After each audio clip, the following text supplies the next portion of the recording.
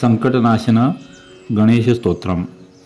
प्रणम्यं शिरसा देवं गौरीपुत्रविनायकं भक्तावासं स्मरे नित्यम् आयुः कामार्थसिद्धये।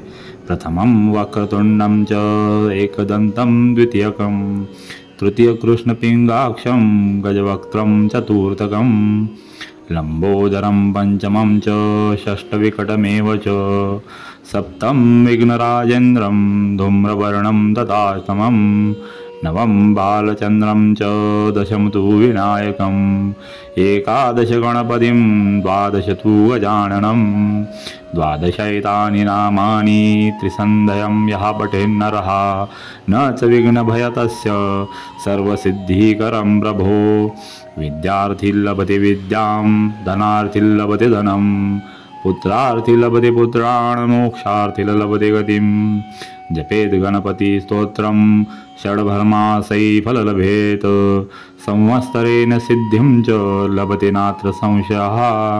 अष्टभ्यो ब्राह्मणवेश्च लिखित्वा यः समर्पयेत् तस्य विद्या भवेत् सर्वा गणेशस्य प्रसादतः इति श्रीनारदपुराणं संकटनाशनं नाम महागणपते स्तोत्र संपूर्णम्।